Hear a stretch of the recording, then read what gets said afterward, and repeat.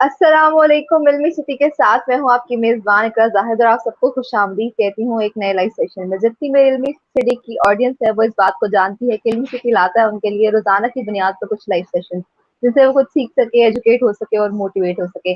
आज भी हम एक खास मकसद से लाइव आए हैं और एक खास टॉपिक पे बात करेंगे और खास गेस्ट भी हमारे साथ मौजूद हैं। लेकिन जब तक हमें मजीद लोग ज्वाइन करते हैं, मैं पहले आपको अपने गेस्ट का तारुफ कराऊंगी। अगर आप इल्मी सिटी के सेशन को पहली दफा ज्वाइन करें और आपने इनके पहले सेशन नहीं देखे हैं तो मैं चाहूंगी आप इल्मी सिटी को जरूर विजिट करें, उनके पहले सेशन भी देखें। तो आज जो हमारे साथ गेस्ट मौजूद हैं वो डॉक्टर शाहजेब खालिक मौजूद हैं। आज हम ये जो कोरोना के पेशेंट्स को ट्रीट कर रहे हैं, आज हम इनसे कोरोना वायरस के रिलेटेड ही बातचीत करेंगे, गुफ्तगू का सिलसिला शुरू करेंगे। टॉपिक की तरफ बाद में आएंगे, पहले हम करेंगे शाहजेब से थोड़ी गुफ्तगू ताकि हमें मैक्सिमम लोग ज्वाइन कर लें। अस्सलाम वालेकुम शाहजेब, कैसे हैं आप? वालेकुम अस्सलाम। अल्हम्दुलिल्लाह, आप कैसी हैं इकरा? ठीक है। जी अल्हम्दुलिल्लाह, मैं बिल्कुल ठीक हूँ। तो शाहजेब, जैसे कि डॉक्टर्स की रूटीन कोरोना वायरस में सबसे मुश्किल है, तो मैं चाहूंगी कि आपकी रूटीन कैसे जा रही है, आप ऑडियंस को बताएं कि आप कितना वक्त काम करते हैं।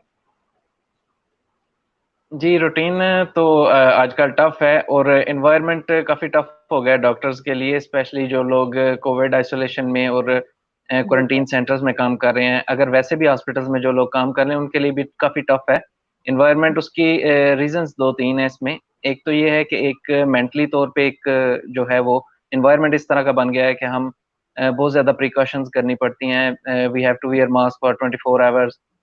अ, बिल्कुल। 24 घंटे के लिए मास्क पहनना पड़ता है और हाथों पे ग्लव्स पहनने पड़ते हैं। लेकिन we are trained to do it and we are doing it with enthusiasm. हमें भी एक खुशी है कि हमें इस चीज़ के लिए सिलेक्ट किया गया है कि फ्रंट लाइन पे आके हम इस पैंडेमिक से लड़ें और लोगों को बिल्कुल। सर्व करने के लिए अगर हमें दिन-रात भी मेहनत करनी पड़े तो उससे हम कतराएँगे नहीं। बिल्कुल। तो जितने भी लोगों ने हमें इस वक्त ज्वाइन किया है, मैं उनको बता दूं, आज हम कोरोना वायरस की करंट सिचुएशन पर ही बात करेंगे कि क्या इसके इंतजामात हैं, क्या चीजें हम बेहतर कर सकते हैं, किस तरीके से हम अपनी लाइफ को इसने हमें किस तरह इफेक्ट किया है, सारी डिटेल बात करने वाले हैं हम कोरोना वायरस से। हमारे साथ डॉक्टर शाहजेब खालिक मौजूद हैं। अगर आपके कोरोना वायरस से रिलेटेड किसी भी किस्म के कोई ऐसे सवाल या खदशात हैं जो आप पूछना चाहते हैं, तो प्लीज अपने जो कमेंट्स है या जो सवालात हैं वो कमेंट्स बॉक्स में लीव कर दें। इंशाल्लाह हम सेशन के एंड में उनको भी शामिल करने की कोशिश करेंगे। तो शाहजेब, अगर हम टॉपिक का आगाज करें अपने, तो पहली बात यह है कि अगर हम बात जी, करेंगे कोरोना के सिम्टम्स की तो शायद वो सभी जानते होंगे। मैं चाहूंगी आप जी, लोगों को इस बात पर गाइड करें कि कौन से ऐसे सिम्टम्स हैं जिनको आने के बाद उनको अपने टेस्ट के लिए लाजमी जाना चाहिए। जी। सबसे पहले तो हम थोड़ा-सा ओवरव्यू लेते हैं कोरोना वायरस का कि बिल्कुल। कोरोना वायरस एक क्या चीज़ है, ठीक है? बिल्कुल। तो ये एक वायरस है, आरएनए वायरस है, ठीक है? सिंगल स्ट्रैंडेड आरएनए है और ये वायरस बेसिकली एक कह लें कि एक इंसान से दूसरे इंसान तक जो बीमारी को मुंतकिल करने वाला वायरस है, ठीक है? लाइक एक इंसान को अगर हुआ तो दूसरे को उससे लग सकता है वायरस। नेज़ल ड्रॉपलेट्स के थ्रू, रेस्पिरेटरी ड्रॉपलेट्स के थ्रू ट्रांसमिट होने के चांसेस होते हैं। अब आपने जो बात ठीक की है कि काफ़ी सारे लोग इसके साइन्स एंड सिम्पटम्स के बारे में जानते हैं। लेकिन बिल्कुल। जो है टेस्ट करवाने के लिए कौन से सिम्पटम है, उसके लिए मैं यही कहना चाहूँगा कि कोरोना वायरस डिज़ीज़ जो है कोविड-19 बेसिकली ये इतने इसके वेरिएबल सिम्पटम्स हैं कि आप इसे एक लिस्ट में इनलिस्ट नहीं कर सकते। लाइक आप ये नहीं कह सकते कि हाँ, ये सिम्पटम अब कोरोना वायरस डिज़ीज़ का है। लाइक देखिए मैं आपको बताता हूँ। कुछ बिल्कुल। लोग ऐसे होते हैं जिनमें फ़ीवर होता है, ठीक है? फ़ीवर जो है वो मोस्ट ऑफ द केसेज़ में जो बुखार है वो लो ग्रेड फ़ीवर होता है कोविड के पेशेंट्स में, ठीक है? लेकिन हाई ग्रेड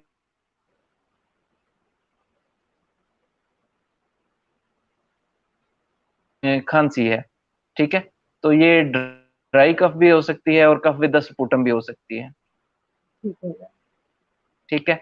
और इस अलावा गला थ्रोट हो सकती है, ठीक है? उसके अलावा जो काफ़ी सारे सिम्पटम्स आते हैं इसमें हमारे गैस्ट्रोइंटेस्टाइनल ट्रैक्ट डिस्टर्बेंस आ जाती है, जैसे हमारा नोज़िया हो सकता है, वॉमिटिंग हो सकता है, डायरिया हो सकता है और उसके अलावा काफ़ी सारे लोगों में देखा गया है जनरल ओपीडीज़ के अंदर और जब भी हम कोरोना के पेशेंट्स को डील करते हैं, तो जो बॉडी एक्स हैं, जो जिस्म में थकावट है, जिस्म का टूटना जिसे एक पेशेंट आम ज़ुबान में कहता है, वो सिम्पटम बहुत ज़्यादा लोगों में पाया जाता है। लाइक आप समझ लें कि if we are dealing with 30 patients per day then out of 30 22 और 23 will be having complain of body ache and मायल्जियाज।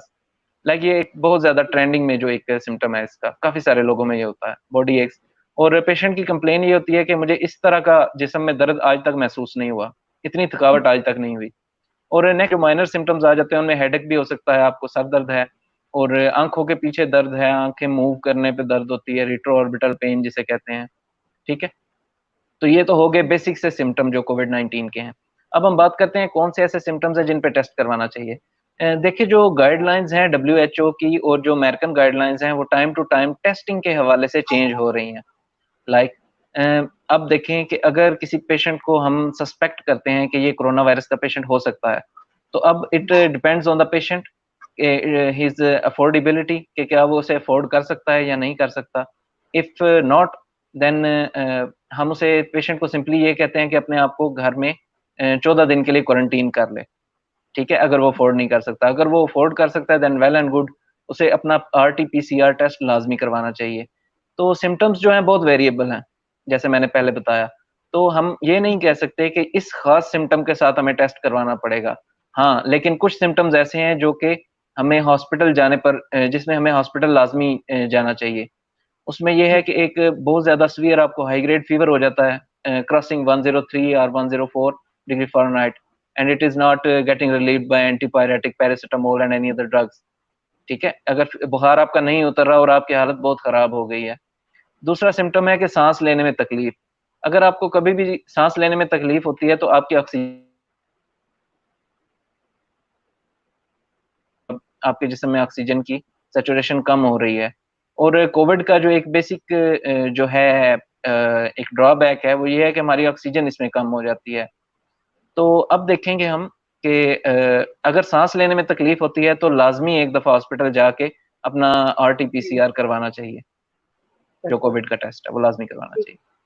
अच्छा शादी, जैसे आपने ये टेस्ट एक बताया, तो मैं चाहूँगी आप लोगों को और ऐसे कोई टेस्ट, जैसे कोई स्पेसिफिक नाम हो ताकि लोगों को पता हो कि जब उन्होंने टेस्ट करवाने जाना है तो उन्होंने ये वाला टेस्ट कराना है कोरोना वायरस के लिए।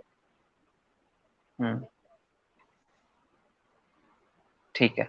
अच्छा सबसे पहले तो हमारे पास आ गया जिसके बारे में मैंने ज़िक्र किया था आरटी-पीसीआर एक टेस्ट है, कोरोना वायरस को ठीक डायग्नोज़ है। करने के लिए, कि आया इस इंसान को कोरोना वायरस है या नहीं।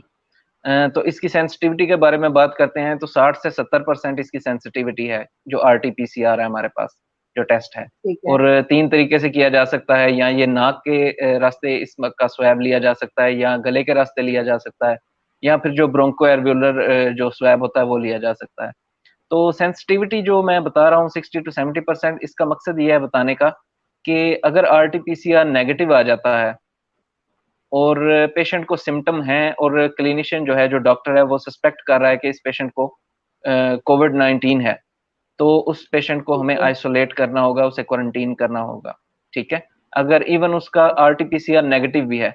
उसकी वजह क्या है कि आरटी-पीसीआर जो टेस्ट है उसकी सेंसिटिविटी जैसे मैंने बताया कि सिर्फ़ 60 टू 70% है। लाइक 60 टू 70% लोगों में तो ये अपना रिज़ल्ट जो है वो एग्ज़ैक्ट देगा, लेकिन बाकी के जो लोग हैं, वो कोविड होगा उन्हें लेकिन ये टेस्ट उनका नेगेटिव आ रहा होगा। तो ये ठीक है। बेसिकली इसमें बहुत सारे फैक्टर्स आ जाते हैं। टेस्ट की अपनी जो सेंसिटिविटी है और जो हमारा एनवायरनमेंट है, जो प्रोसीजर जिस तरीके से किया गया, किस लैब में किया गया, बीच में कुछ ह्यूमन एरर्स भी आ सकते हैं, ठीक है? तो ठीक वायरस उस पे जो स्वैब स्टिक है उसके ऊपर पिक हुआ या नहीं, ऐसे आ जाते हैं जिसकी वजह से इसकी सेंसिटिविटी 60 टू 70% है, ठीक है? तो अब नेक्स्ट टेस्ट की तरफ जाते हैं, वो है एंटीबॉडी टेस्ट। जो अक्सर सोशल मीडिया पे भी लोग अपलोड कर रहे होते हैं अपनी रिपोर्ट्स और काफ़ी उन्हें इंटरप्रेट करने में डिफ़िकल्टी होती है। मैं कोशिश करूँगा कि आज की वीडियो के बाद जितने पेशेंट्स हैं वो अपना एंटीबॉडी टेस्ट एटलीस्ट खुद इंटरप्रेट कर रहे हैं कि उसमें क्या बिल्कुल। उनका रिज़ल्ट आया है। अच्छा एंटीबॉडी टेस्ट में बेसिकली हमारे पास वैल्यू होती है आईजीजी एंटीबॉडी की, जो कि ज़रूरी है हमें जानना कोविड से अगर हम रिकवर हो चुके हैं। तो बेसिकली जो 2 तरह की एंटीबॉडीज़ बनती हैं जब भी कोई इन्फेक्शन हमारे जिस्म में होता है, मोस्टली वायरल इन्फेक्शन के अगेंस्ट। तो सबसे पहले एंटीबॉडी जो बनती है वो आईजीएम एंटीबॉडी होती है, ठीक है? जो आईजीएम एंटीबॉडी है वो ऑलमोस्ट 3 टू 5 डेज़ में जो है वो डिसअपीयर हो जाती है। यानी कि तीसरे से 5वें दिन के बाद ठीक है। उसकी वैल्यू होगी और उसके बाद उसकी वैल्यू नहीं होगी, अगर हम टेस्ट करवाएँगे। So important one antibody that is we go for the test is IgG antibody. तो आईजीजी एंटीबॉडी जो है वो 18वें से 24वें दिन के दरमियान इसके बहुत अच्छे टाइटर्स आते हैं अगर हम चेक करवाएँ तो, ठीक है? ठीक है। तो 18वें से 24वें दिन के दरमियान में इसे हमने टेस्ट करवाना चाहिए आईजीजी एंटीबॉडीज़ का। अब हम बात करते हैं कि इसकी रिपोर्ट को एक आम इंसान ने कैसे देखना है। अगर वो डॉक्टर के पास नहीं जा सकता रिपोर्ट लेके, तो उसे कैसे देखेगा कि आया वो रिकवर कर चुका है या नहीं कर चुका। अब हम इसमें देखेंगे बिल्कुल। कि एक रिपोर्ट के ऊपर एक बात लिखी होती है, reactive value, cut off value, ठीक है? कट ऑफ वैल्यू एक लिखी होती है। कट ऑफ वैल्यू का मतलब होता है कि अगर इस वैल्यू से कम है आपके लेवल्स, तो आपके जिस्म में एक खास किस्म का जो लेवल बनना चाहिए था एंटीबॉडीज का, ताकि आपको ये शो हो सके कि आप इस वायरस से इम्यून हो चुके हैं, कि ठीक है। आपके जिस्म ने इस वायरस के खिलाफ अच्छा रिस्पॉन्स शो किया है। अगर इस वैल्यू, कट ऑफ वैल्यू से कम आपकी वैल्यू है, तो इसका मतलब है कि आपके जिस्म का रिस्पॉन्स इतना अच्छा नहीं था, एंटीबॉडीज के टाइटर्स बहुत कम है। अगर इस कट ऑफ वैल्यू से ज्यादा आपके पेशेंट की जो आईजीजी की वैल्यू है, तो उसका मतलब है कि your body has shown a very good response to the virus and you are now immune to the virus. और इसके लेवल्स जो हैं वो अभी तक क्लिनिकल ट्रायल्स में हैं कि कितने महीने तक आप इम्यून रह सकते हैं, वो बात अभी it's too early to talk about it. तो दूसरी बात जो आ जाती है प्लाज्मा डोनेशन। इस टेस्ट से पता चलता है कि क्या इंसान प्लाज्मा डोनेट कर सकता है या नहीं। अगर तो कट ऑफ वैल्यू से ज़्यादा हमारे पास आईजीजी के लेवल्स आ जाते हैं, तो आप प्लाज्मा डोनेट कर सकते हैं। और प्लाज्मा डोनेट करने के लिए जो एक रिक्वायरमेंट है, उसमें 2 नेगेटिव आरटी-पीसीआर होने चाहिए और एंटीबॉडी टेस्ट जो है वो कट ऑफ वैल्यू से ज़्यादा उसकी वैल्यू आईजीजी की होनी चाहिए। जी, तो नेक्स्ट टेस्ट जो हम आ जाते हैं कोरोना वायरस के अंदर जो है, वो है डिजिटल चेस्ट एक्स-रे, पीएव्यू, ठीक है? ठीक है। Chest x-ray.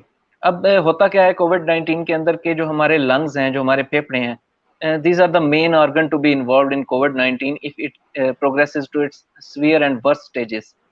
लाइक हमारे फेफड़े जो हैं, वो उनको ज़्यादा चांस होता है कि ये हमारे जो हैं वो इसमें कोई ना कोई खराबी पैदा हो जाएगी हमारे फेफड़ों में, ठीक है? तो जो चेस्ट एक्स-रे डिजिटल पीए व्यू है, उसमें हम पल्मोनरी इन्फिल्ट्रेट्स देख सकते हैं।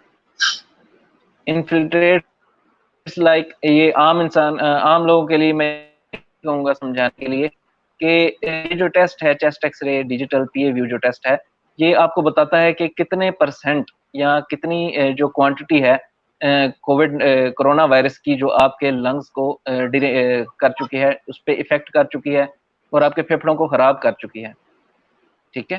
तो ये एक टेस्ट हो गया। इसके बाद अगर हम बहुत ज़्यादा हमें सस्पिशन है इस चीज़ का कि पेशेंट कोविड-19 का पेशेंट है और उसके बाकी सारे टेस्ट जो हैं वो नेगेटिव हैं और कुछ शो नहीं कर रहे हमारे लिए, तो फिर हम आते हैं उस टेस्ट के ऊपर, जो कि करवाने से हमें एक ख़ास किस्म का जो है वो रिस्पॉन्स मिलता है, जिसे हम फॉर श्योर कह सकते हैं कि इस पेशेंट के लंग्स जो हैं वो कितने इन्फेक्ट हैं। वो टेस्ट है high resolution chest CT scan. CT scan के ऊपर भी आपको इन्फिल्ट्रेट्स ही नज़र आते हैं फेफड़ों के अंदर, लेकिन इसकी जो सेंसिटिविटी और स्पेसिफिसिटी है वो बहुत ज़्यादा है। लाइक हमें छोटे से छोटे इन्फिल्ट्रेट्स भी मिल जाते हैं और हमें पता चल जाता है कि लंग्स को किस हद तक जो कोरोना वायरस है उसने डैमेज किया है, या कितने जो हैं वो इन्फिल्ट्रेट्स लंग्स के अंदर जो हैं वो बन चुके हैं कोरोना वायरस के। अब ये तो टेस्ट हो गए कोरोना वायरस से रिलेटेड स्पेसिफिकली। अब हम आते हैं कुछ ऐसे लैब टेस्ट की तरफ जो हमें कोरोना वायरस कन्फर्म होने के बाद, या अगर सस्पेक्टेड पेशेंट आइसोलेशन में है तो वो करवाने चाहिए। सबसे पहले नंबर पे हमारे पास आ जाता है CBC, simple complete blood picture या कंप्लीट ब्लड काउंट जिसे कहते हैं। सीबीसी चूंकि एक वायरल इन्फेक्शन है कोरोना वायरस, तो सीबीसी के ऊपर हमें लिम्फोपीनिया यानी कि जो हमारे खून के सफेद खुलिये हैं, जो व्हाइट ब्लड सेल्स हैं, उनका नंबर डिक्रीज मिलता है, कम नंबर मिलता है उनका, उनकी तादाद कम हो जाती है। लेकिन ये एक कोई एक स्पेसिफिक रूल नहीं है कि कोरोना वायरस के पेशेंट में ये कम ही होगा। क्यों? अगर तो साथ में सुपरएटेड बैक्टीरियल इन्फेक्शन अगर हो जाता है आपको, कि वायरस के साथ आपके जिस्म में बैक्टीरियल इन्फेक्शन भी हो जाता है, तो फिर आपको लिम्फोसाइटोसिस मिलेगी, डब्ल्यूबीसी काउंट इंक्रीज मिलेगा, ठीक है? अब आ जाते हैं दूसरे रिपोर्ट की तरफ जो हमने टेस्ट करवाना है, वो है ESR and CRP. ESR and CRP basically inflammatory marker है हमारे ब्लड के अंदर। जिस्म में कितनी इन्फ्लेमेशन है, कितनी सोज़श है, कितने ऐसे जो हैं वो मटेरियल्स जो जिस्म के अंदर बन रहे हैं, जो कि सोज़श, और आम लोगों को समझाने के लिए, जिसे आम लोग इन्फ्लेमेशन या एलर्जी जिसे समझ लें आप आम लोगों के लिए, but it is something different then allergy, it is inflammation, ठीक है? तो उसे चेक करने के लिए हम सीआरपी एंड ईएसआर करवाते हैं। नेक्स्ट जो बड़ा इंपॉर्टेंट एक टेस्ट है, जो अमेरिकन रिसर्चेस भी जिसके ऊपर काफ़ी सारी हुई थी रिसेंटली, वो है कोएगुलेबिलिटी चेक करने के लिए एक टेस्ट करवाया जाता है कि खून में लोथड़ा बनने का और हार्ट अटैक आने के जो चांसेस होते हैं, अगर खून की जो शरेयानें हैं हमारे जिस्म की जो शरेयानें हैं उनमें अगर खून का लोथड़ा बन जाता है तो वो ब्लॉक हो सकती हैं। ब्लॉक होने की वजह ठीक से है। हमारे जिस्म के किसी भी हिस्से में जो है वो एक इस्कीमिया या इन्फेक्शन हो सकती है। जैसे हमें दिमाग के अंदर अगर हो जाए तो इंसान पैरालाइज़ हो सकता है, उसे फालिज का अटैक हो सकता है, स्ट्रोक जिसे आप सिंपल कह सकते हैं। अगर वो हार्ट की तरफ हो जाए तो उसमें आपको मायोकार्डियल इन्फेक्शन हो सकती है, इस्कीमिया हो सकता है, हार्ट अटैक आ सकता है, ठीक है? तो उसके लिए जो टेस्ट एक करवाना चाहिए वो है डी-डाइमर टेस्ट, ठीक है? ठीक है। डी-डाइमर टेस्ट जो है अगर इसकी वैल्यू डिरेंज है, अगर इसकी वैल्यू नॉर्मल नहीं है तो इसका मतलब ये हुआ कि आपके जिस्म में खून के जो शरेयानें हैं उसके अंदर लोथड़ा बनने के चांसेस ज़्यादा हैं and now you have to change and add some medications, anticoagulants in your protocol regime of COVID-19 to prevent the patient from dying of a heart attack or a stroke. कि इंसान ठीक है। Stroke और myocardial infection से ये ना हो, ताकि उसके जिस्म में खून जो जम रहा है नालियों में वो ना जमे। तो इसके लिए इंजेक्शन क्लेक्सेन लगाया जाता है सबक्यूटेनियस।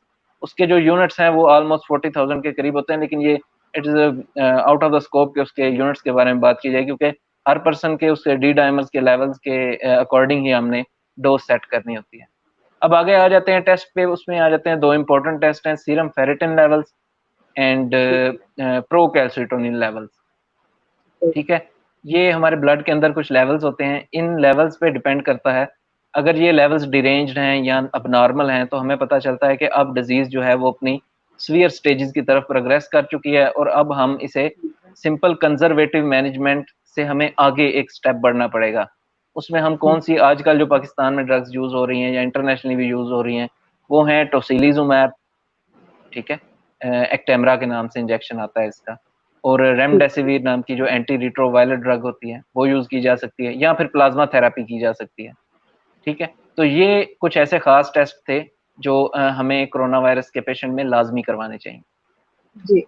तो जितने लोग भी ऑडियंस के जो सवालात पूछ रहे हैं, मैं उनको बोल दूँ आप कमेंट से अपने सवाल जो है वो लीव कर दें। हम थोड़े से सवाल करने के बाद शाहज़ेब से आपके सवालों की तरफ आएँगे और आप सबके सवालों को एड्रेस करेंगे। तो प्लीज़ आप इस वीडियो को एंड तक देखिए, इस लाइव को जब तक खत्म नहीं करते, हम तब तक खत्म नहीं करेंगे जब तक आप सबके सवालात एड्रेस नहीं हो जाएँगे। तो अपने सवालात करते रहें, जो भी आपके सवाल हैं, इंशाल्लाह सेशन के एंड में हम उसके जवाब देकर जाएँगे। तो शाहज़ेब, अगर हम बात करें, आपने हमें बताया, हम बहुत ज़्यादा जो टर्म सुनने में आती है वो आइसोलेशन और क्वारंटीन की है, तो क्या ये रिलेटिव टर्म्स है कि इन दोनों में कोई अलग-अलग चीज़ें होती हैं? अच्छा देखिए, ये आपने बहुत अच्छा क्वेश्चन किया है, काफ़ी लोग इसमें थोड़ा कन्फ्यूज़्ड भी हैं और एक आम जो कॉमन लोग हैं, जो मेडिकल फील्ड से जिनका ताल्लुक नहीं है, एक आम जो अवाम है हमारी, उसके लिए तो isolation and quarantine are the same thing, ठीक है? ठीक है। उनकी सेम ही टर्म होती है। लेकिन कुछ मेरे शायद देख रहे हो ये सेशन या कुछ मेडिकल स्टूडेंट्स ये सेशन देख रहे हैं, बताने के लिए कि जो टर्म यूज़ की जाती है आइसोलेशन। ठीक है। आइसोलेशन उस पेशेंट को आइसोलेट किया जाता है, आइसोलेशन में रखा जाता है जिसमें हमें कोरोना वायरस कन्फर्म्ड हो जाए हमारे टेस्टों के ऊपर। जैसे हम आरटी-पीसीआर करवाते हैं, पॉज़िटिव ठीक हमारा है। रिज़ल्ट आ जाता है, तो हम उस पेशेंट को हम आइसोलेशन में रख सकते हैं, ठीक है? तो ठीक उसे है। अलहदा हॉस्पिटल के अंदर रखना वो आइसोलेशन कहलाएगा। और दूसरे जो एस्पेक्ट है क्वारंटीन जो आपने पूछा, क्वारंटीन बेसिकली एक समझ लें आप कि वो लोग जिनमें हमें शक है कि ये ठीक कोरोना के है। पेशेंट हो सकते हैं या ये वो लोग हैं जो कोरोना के पेशेंट के साथ कुछ अरसा गुज़ार चुके हैं, कोई 1-2 दिन कॉन्टैक्ट में रह चुके हैं या उन्हें मिल चुके हैं। ठीक है। तो हम उन लोगों को हम घरों के अंदर 14 दिन के लिए एक अलहदा कमरे में बाकी दूसरे लोगों से दूर रहने का कहते हैं। इसे हम क्वारंटीन कहते हैं। क्वारंटीन करने का मकसद क्या होता है कि हम देख लें कि क्या इन लोगों में कुछ दिनों के बाद वो सिम्पटम्स डेवलप करते हैं जो कोविड-19 के हैं, हुँ। ठीक है? त ताकि अगर कोई इंसान जिसको ये वायरस है, कोविड-19 है, तो ताकि वो दूसरे लोगों तक ट्रांसमिट ना हो सके, उसे एक अलहदा कमरे में किसी घर के अंदर सेपरेट रखना इज़ द क्वारंटीन। ये ठीक है। क्वारंटीन है। जी, शाज़ेब, वैसे इससे अगर हम इसी सवाल को देखें तो अक्सर लोग अब थोड़े से सिम्पटम्स आने पर घर पे खुद को क्वारंटीन कहते हैं कि हमने घर को अपने घर में क्वारंटीन किया हुआ है। तो पहले तो मैं पूछना चाहूँगी कि इज़ इट सेफ कि आप घर में खुद को क्वारंटीन कर लो? अगर कर रही हैं तो आपने क्या टिप्स और ट्रिक्स को फॉलो करना है कि आप अच्छे तरीके से रिकवर कर सकें? हुँ। ये आपने काफ़ी अच्छा क्वेश्चन किया है कि क्या हम क्वारंटीन अपने आप को खुद ही कर सकते हैं कि नहीं कर हुँ। सकते? तो इसका आंसर जो है वो एक वाइज जो आंसर है वो है यस, आप कर सकते हैं, आप अपने आप को क्वारंटीन कर सकते हैं। अगर आप डिपेंडिंग अपॉन योर कंडीशन, अगर आपकी तबीयत इतनी खराब नहीं है जो आपको मजबूर नहीं कर रही कि आप किसी डॉक्टर के पास इमीडिएटली जाएं और अपना चेकअप करवाएं, तो हाँ बिल्कुल आप अपने आप को किसी एक रूम में सेपरेटली दूसरे लोगों से कांटेक्ट अपना कम करके आप क्वारंटीन अपने आप को कर सकते हैं। ठीक है, तो क्वारंटीन में ये है कि आपको प्रॉपर उसमें अपनी कुछ मेडिकेशंस लेनी होंगी अगर आपके कुछ सिम्टम्स हैं। अगर आपने इवन टेस्ट नहीं भी कराया और आपको बुखार या इस तरह के बॉडी एक्स या थकावट के सिम्टम्स आ रहे हैं, तो आप किसी डॉक्टर से राब्ता कर लें, और मैं इस वीडियो में भी आपको क्वारंटीन में जो मेडिकेशन यूज़ करनी है, तो मैं उसके बारे में भी बता दूँगा। अब देखते हैं कि क्वारंटीन में एक नॉर्मल इंसान को क्या करना चाहिए, कि क्या ऐसे काम हैं जो करने चाहिए और क्या ऐसे हैं जो नहीं करने चाहिए। सबसे पहले तो आ ठीक जाता है। है क्वारंटीन में हमने कंप्लीट बॉडी रेस्ट देना है पेशेंट को, कंप्लीट ठीक बॉडी है। रेस्ट। हमने उससे बिल्कुल किसी किस्म का कोई हेक्टिक काम, कोई मेहनत नहीं करने देनी उसे, ठीक है? उसे कंप्लीट बॉडी रेस्ट देना है। दूसरे नंबर पे जो चीज़ आती है, जो हमारी इम्यूनिटी के लिए एज़ अ बूस्टर काम करती है, वो है हमारी स्लीप। हमने अपनी ठीक है। नींद को अच्छे तरीके से जो है वो पूरा करना है। कम से कम जो है वो 10 से 12 घंटे रोज़ाना जो है रूटीन में क्वारंटीन के जो पेशेंट्स हैं उन्हें सोना चाहिए। तीसरी जो बिल्कुल। चीज़ आ जाती है वो है steam inhalation. Steam inhalation basically एक सूदिंग इफ़ेक्ट देने के लिए पेशेंट को, अगर उसकी नाक बंद है या उसे कुछ साँस लेने में थोड़ा बहुत मसला हो रहा है, तो हम उसे रोज़ाना का 25 से 30 मिनट जो है वो इंटरवल्स के अंदर वक़्फ़ों से टोटल 25 से 30 मिनट इन 24 आवर्स हम उसे कहते हैं कि वो स्टीम ले। ठीक है? इससे काफ़ी ठीक है। सूदिंग इफ़ेक्ट आएगा और उसकी जो नेज़ल कंजेशन है, जो स्टफ़ी नोज़ है, वो ठीक हो जाती है उसकी। थ्रोट इरिटेशन भी काफ़ी इम्प्रूव करती है इससे। अच्छा, अब एक बड़ा इम्पोर्टेंट क्वेश्चन है जो बहुत ही कम लोग इसको जानते हैं, वो ये है कि क्या कोविड का जो पेशेंट कन्फर्म्ड है, आइसोलेशन में है या क्वारंटीन में है और वो बिल्कुल अकेला रह रहा है एक कमरे के अंदर, उसके साथ किसी इंसान का कोई कॉन्टैक्ट नहीं है, तो क्या उस बिल्कुल। इंसान को मास्क पहनना चाहिए इन क्वारंटीन, बिल्कुल। अगर वो बिल्कुल अकेला रह रहा है? तो इसका आंसर है कि नहीं पहनना चाहिए। उस इंसान को, अगर वो कमरे में बिल्कुल अकेला रह रहा है, तो उसे मास्क नहीं ठीक पहनना है। चाहिए। इसके 2-3 वजूहात हैं। एक तो ये इसमें वजह है कि ऑक्सीजन सैचुरेशन जो है वो अगर आप मास्क पहने रखेंगे, तो आपके फेफड़ों को ऑक्सीजन की जो क्वांटिटी है, जो रिक्वायर्ड क्वांटिटी है, वो ऑलरेडी कम मिल रही होगी, ठीक है। ठीक है? प्लस अगर साथ में आपको शॉर्टनेस ऑफ ब्रेथ है, अगर आपको साँस लेने में भी तकलीफ है और आप अकेले रह रहे हो और आप ऊपर से मास्क भी पहन रहे हो, तो आप अपने फेफड़ों को मज़ीद उनका वर्कलोड इंक्रीज़ कर रहे हो, उनको उनके लिए मज़ीद एक टेंशन बना रहे हो कि आप उसकी ऑक्सीजन मज़ीद कम कर रहे हो, ठीक है? तो अगर आप बिल्कुल आइसोलेटेड हैं क्वारंटीन में, तो आपको मास्क नहीं इस्तेमाल करना चाहिए, ठीक है? ठीक है। ये बड़ी तो एक इम्पोर्टेंट मैं चीज़ समझता बिल्कुल। हूँ कि जो हर इंसान के लिए बताना चाहिए बिल्कुल। सबको। जितने भी लोग मुझे जी, देख रहे हैं, अगर वो घर में खुद तो क्वारंटीन किया हो उनको, तो प्लीज इन गाइडलाइंस को फॉलो करें ताकि अपने आप को बेटर तरीके से रिकवर कर सकें। और अब मैं ऑडियंस से सवाल ऐड करना शुरू करूंगी, तो अगर आप लोगों के जो भी सवाल हैं तो आप लिखना शुरू कर दें। इंशाल्लाह मैं सारे सवाल ऐड करने की कोशिश करूंगी। तो यहाँ जी। पर तैयबा राजा है, पूछिए, पीठ और कमर में दर्द, टांगों में दर्द और गले में भी दर्द, क्या ये सब कोरोना की वजह से है? देखें जो आपने बताया है कि टीथ में और जिस्म के बाकी हिस्सों में दर्द है, पीठ तो में। इसमें ये कहा जा जी? पीठ में, टीथ पाँव में? में लिखा है पीठ में। अच्छा। तो हाँ, हाँ, ये सिम्पटम एक हो सकता है कोरोना वायरस का, ठीक है? ये सिम्पटम हो सकता है, लेकिन सबसे मेन जो चीज़ है इसमें ये है कि आपने घबराना नहीं है इससे, ठीक है? आप अपने आप को कोशिश करें, अगर कर सकते हैं तो अपने आप को क्वारंटीन करें कुछ दिनों के लिए और मल्टीविटामिन्स इस्तेमाल करें इसके लिए, अगर आपको बाकी कोई सिम्पटम नहीं है। जी। ठीक है। सैयद इजहार पूछ रहे हैं कि 14 दिनों के बाद भी अगर कोरोना वायरस नेगेटिव आए तो क्या करना चाहिए? 14 दिनों के बाद अगर कोरोना आपका टेस्ट आरटी-पीसीआर नेगेटिव आ जाता है, तो आप पॉजिटिव, जो उन्होंने पॉजिटिव लिखा है। पॉज़िटिव आए? अच्छा। पॉजिटिव।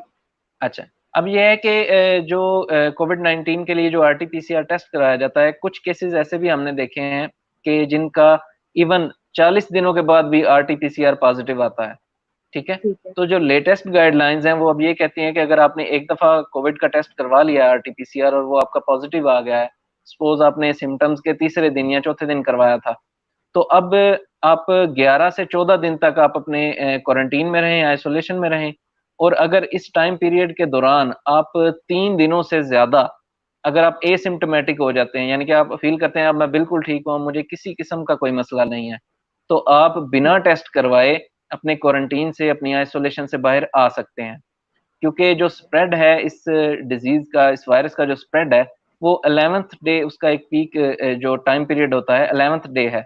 आफ्टर 11th डे जो है स्प्रेड वो एक इंसान से दूसरे इंसान में होने के बहुत ही माइनर चांस रह जाते हैं। इसलिए हम सेफ साइड पे रहने के लिए कहते हैं कि अगर 11 दिन की बजाय अगर 14 दिन के बाद आपको कोई सिम्टम नहीं है, तो आप अपनी आइसोलेशन को, क्वारंटीन को एंड करके बिना टेस्ट करवाए आप अपनी नॉर्मल लाइफ रूटीन पे वापस आ सकते हैं। जी ठीक है। मुंतहा पूछ रही है, मुझे टेस्ट और स्मेल नहीं आ रहा, अभी कोविड नेगेटिव है और एंटीबॉडीज भी बन रहे हैं। अच्छा, सबसे पहले तो ये देखना होगा कि ये जो इन्हें टेस्ट और स्मेल नहीं आ रहा, तो ये कितने दिनों से है, ठीक है? ठीक है। तो अगर तो ये इन्हें 3-4 दिनों से है और एंटीबॉडीज अगर आईजीएम लेवल इनके इंक्रीज आ रहे हैं, आईजीएम का लेवल अगर इंक्रीज्ड है, तो इसका मतलब है कि इन्हें, हाँ, कोरोना वायरस इन्हें हो सकता है, चांसेस काफी ज्यादा हैं। 70 to 80% चांसेस हैं कि इन्हें कोविड-19 है, ठीक है? क्योंकि आरटी-पीसीआर जो है वो इतना सेंसिटिव नहीं है कि हम उसकी बेस पे डिजीज को रूल आउट कर दें, ठीक है? और जी जी। एंटीबॉडीज बन रही हैं, तो एंटीबॉडीज किसी इन्फेक्शन में ही बनती हैं। और ठीक। इनका सिम्टम क्या बताया था इन्होंने? हाँ, loss of taste and loss of smell. Basically ये एक सिम्टम है कोविड-19 का, और इसमें इन्हें चाहिए कि अपने जो सिम्टम्स हैं इनके, उन्हें अकॉर्डिंगली ट्रीट करें। लाइक अगर फीवर है तो वो पैनाडोल ले लें, अगर इनको खांसी है तो सिरप पल्मोनोल इस्तेमाल कर सकते हैं, और मल्टीविटामिन्स ये इस्तेमाल करें, सुल्फेक्स ज़ेड या कोई भी मल्टीविटामिन अच्छे से ये इस्तेमाल करें, तो इंशाल्लाह ठीक हो जाएँगे। इसमें कोई एज़ सच परेशानी की ज़रूरत नहीं। जी ठीक है शाजिब, यहाँ पर एक और सवाल ऐड करने से पहले मैं एक और चीज पूछना चाहूंगी आपसे कि एक बंदा जो कि कोविड-19 से गुजर गया है, तो लोग कहते हैं कि अब हो गया तो अब दोबारा नहीं होगा, तो दोबारा होने के कितने चांसेस हैं? अच्छा, ये क्वेश्चन जो है ना री-इन्फेक्शन का, इसके बारे में मैं यही कहूँगा कि अभी तक जो है वो क्लिनिकल ट्रायल्स चल रहे हैं इस पे। ठीक समझ लें है। आप कि अभी तक 60 से 70 लाख से ज़्यादा लोग इन्फेक्टेड हो चुके हैं कोरोना वायरस डिज़ीज़ के साथ, ठीक है? बिल्कुल ऐसे और ही। अगर हम री-इन्फेक्शन देखें, तो री-इन्फेक्शन इसमें 1 या 2% पर्सन्स में री-इन्फेक्शन रिपोर्ट हुआ होगा। लेकिन जो री-इन्फेक्शन रिपोर्ट हुए हैं, वो ह्यूमन एरर भी हो सकता है और टेस्ट का भी एरर हो सकता है, ठीक है? ठीक है। फ़ॉल्स पॉज़िटिव भी हो सकते हैं। बेशक फ़ॉल्स पॉज़िटिव आने के चांसेस बहुत कम होते हैं, लेकिन फ़ॉल्स पॉज़िटिव भी आ सकते हैं। कुछ परसेंटेज 5 टू 10% जो पीपल हैं, ठीक। उनमें आ सकते हैं। तो बात करने का मकसद ये हुआ कि री-इन्फेक्शन जो है कि एक दफ़ा हो गया, दोबारा होना, अभी तक जो है वो इतना ख़ास उसका जो है वो नहीं देखा गया कि किसी एक इंसान को ठीक हुआ है। हो पहले कोविड-19, उसके बाद दोबारा उसे वो डिज़ीज़ कॉन्ट्रैक्ट हुई हो और वो दोबारा से उसी तरह बीमार हो गया हो। अभी तक ऐसा जो है वो बहुत ज़्यादा केसेज़ में नहीं देखा गया। ठीक हो गया। यहाँ पे तैयबा जी। पूछ रहे हैं कि अगर कोई मेडिसिन नहीं ले तो फिर भी क्या वो कोरोना से रिकवर हो जाते हैं? बिल्कुल हो सकते हैं, क्योंकि it depends on your immunity level and you don't know about your immunity, ठीक है? आपको तो नहीं पता आपकी इम्यूनिटी कैसी है। सो मल्टीविटामिन्स जो हैं वो हर कोविड के पेशेंट को लेने चाहिए, ठीक है? तो बाकी ठीक। जो जो भी सिम्पटम्स हैं उसका ट्रीटमेंट लाज़मी करना चाहिए। अपने सिम्पटम्स को विदाउट ट्रीटमेंट नहीं छोड़ना चाहिए कोविड-19 के अंदर। ठीक है। जी। अगला सवाल है कि अगर गले में दर्द है 1 महीने से, तो क्या ये कोरोना वायरस की वजह हो सकता है? 1 महीने से अगर आपको गले में दर्द है, तो कोरोना वायरस जो है वो डिज़ीज़ जो है वो 14 टू 16 डेज़ के अंदर जो है वो रिज़ॉल्व हो जाती है, या वो अपनी सीवियर ठीक है। स्टेजेस पे पहुँच जाती है। अगर आपको 1 महीने से गले में दर्द है, तो ये कोरोना वायरस नहीं हो सकता, ये आपको कोई थ्रोट का इश्यू है। You should consult N ENT specialist for that. ठीक हो गया। अच्छा जी। शाहज़ेब, अभी जो प्लाज़्मा से ये रिकवरी हो रही है और लोग अपनी एंटीबॉडीज़ डोनेट करें, तो किन लोगों को करनी चाहिए? क्या हर बंदा जो रिकवर हो रहा है वो डोनेट कर सकता है? हुँ। अच्छा, उसके लिए प्लाज़्मा जो है कन्वालेसेंट प्लाज़्मा एक टर्म यूज़ की जाती है। इसका मतलब होता है कि वो इंसान जो रिकवर हो चुका है किसी बीमारी से, उसका प्लाज़्मा जो होता है बिल्कुल। उसे हम कन्वालेसेंट प्लाज़्मा कहते हैं, ठीक है? ठीक है। तो अब बात आती है कि प्लाज़्मा डोनेट कौन कर सकता है? प्लाज़्मा डोनेट करने का जो क्राइटेरिया है उसके अंदर 2 आरटी-पीसीआर नेगेटिव होने चाहिए। एक ठीक 14th है। डे के ऊपर और एक 18th डे के ऊपर, ठीक है? और उसके बाद हमारे पास आ जाता है कि एंटीबॉडी के जो टाइटर्स हैं वो कट ऑफ वैल्यू से ज़्यादा होने चाहिए। जैसे मैंने बताया था कि ठीक है। आईजीजी के लेवल जो एक कट ऑफ वैल्यू आती है वो ऑलमोस्ट 1.2 टू 1.4 तक एक कट ऑफ वैल्यू आती है। अगर इससे ज़्यादा है, लाइक अगर वैल्यू आईजीजी एंटीबॉडी की 2 या 3 आ रही है, तो वो एक बहुत अच्छे टाइटर्स हैं, तो आप डोनेट कर सकते हैं। प्लस अगर आपके जो 2 RT-PCR नेगेटिव हों, और आप इसमें अपने जो ब्लड ग्रुप मैच करके उसके बाद ही डोनेट करना होता है। ऐसे नहीं है कि ए ब्लड ग्रुप वाला पर्सन जो है वो बी वाले को दे रहा है, बी वाला जो है वो AB वालों को दे रहा है, ऐसे नहीं होता।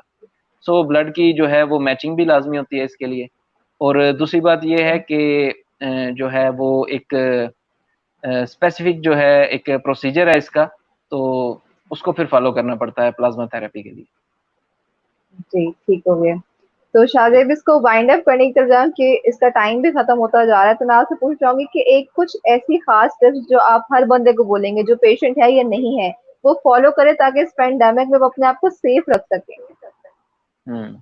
ये जो कुछ ऐसी चीज़ें हैं जो फ़ॉलो करनी चाहिए। सबसे पहले तो ये है कि मास्क जो है उसका इस्तेमाल करना चाहिए, ठीक है? बिल्कुल, और सबसे बड़ी बात ये है कि जो क्राउडेड प्लेसेस हैं, जैसे कि शादियाँ हैं या कोई और क्राउडेड प्लेसेस हैं, तो उनमें जाने से गुरेज़ की जाए, ठीक है? बिल्कुल, बिना वजह जो है वो पब्लिक ट्रांसपोर्ट में जहाँ पे बहुत ज़्यादा लोग होते हैं, एक बस के अंदर 20, 25 या 50 लोग होते हैं, तो उसमें ट्रैवल ना किया जाए, ठीक है?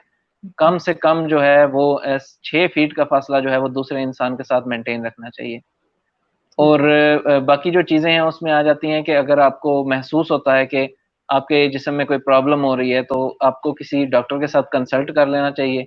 वो आप ऑनलाइन कंसल्टेशन भी कर सकते हैं किसी क्वालिफाइड डॉक्टर्स के साथ, तो या आप ठीक है। क्लिनिक में भी उसके जाके कर सकते हैं।